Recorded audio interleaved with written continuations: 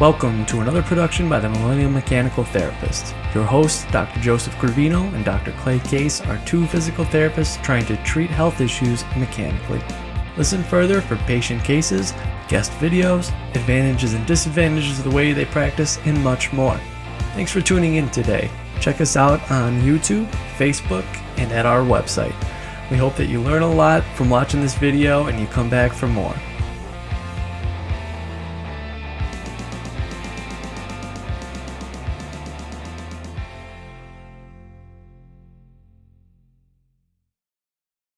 Hey everyone, I'm a Millennial Mechanical Therapist, and today I want to talk to you about a shoulder case that I had recently, and it kind of goes along with a good video that's been released by one of the diplomaed MDT therapists out in the world in terms of shoulder derangement being a rather prevalent syndrome seen in the extremities. Anytime MDT is brought up, it's really assumed that it's the spine almost all the time. It's always McKenzie lumbar, McKenzie cervical, things like that. When in reality, the whole assessment can be really used towards the extremities and efficiently so. In this scenario, I want to tell you about a woman that I was seeing. She was older. She was over 70. She had insidious onset of shoulder pain. Nothing really happened. She just woke up one day and was like, "Ow, my shoulder isn't working the right way." As she went through, she couldn't get it to go away with medication, heat, ice, things like that, tried and true self-treatments, things like that.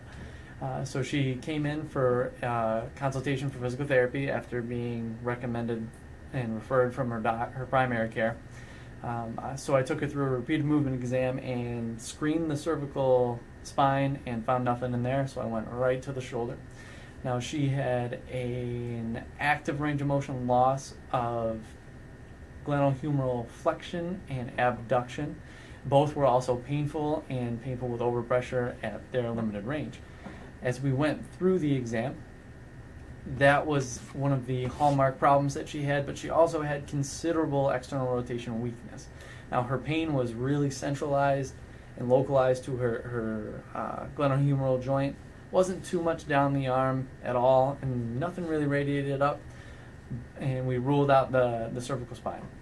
So I took her through a repeated movement exam at the shoulder, and because of her history and the key movement of extension, I started with glenohumeral extension. I did it with just active range of motion. She was just bringing her arm back, thumb pointed forward the whole time, so she was in a relatively neutral alignment in terms of rotation at the shoulder. Going through that motion, she had some relief, but it didn't help tremendously. She gained maybe a few degrees or so with her range of motion, and her pain dropped about 1 point on VAS. So to me, whatever, you just moved your shoulder and you feel a little bit better. Once we move things, they usually feel a little bit better for a little bit. So what I did, that was really, really soft green light. So what I decided to do was amp it up, and I gave her a stick or a cane and had her overpress into that situation. So she was doing extension overpressure.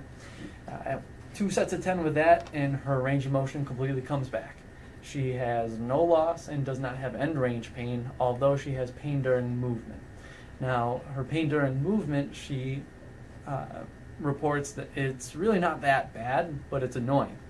So we go through, and I have her do another couple sets, and her pain during movement doesn't seem to change too much, but her motion still looks great. Now at this point, I check her external rotation strength again, and it is full and painless like the other side. So she's like, "Wow, this is great. Is this what I have to do?" And I go, "Yeah, this is what you have to do. Real simple. Do this, go home, do this about 4 or 5 times a day. Give it 10 reps each time you do it." So she goes home, does a great job with it. She's very compliant. She even did 6 or 7 throughout the day, which is fine with me if she wants to. She comes back. She is markedly reduced in her pain. I always kind of pose my patients the question on follow-up, and I go, if the first time I met you, you had 100 units of pain, problems, symptoms, things like that, what do you have today? And when I asked her that, she goes, like 1. And I go, so like 10.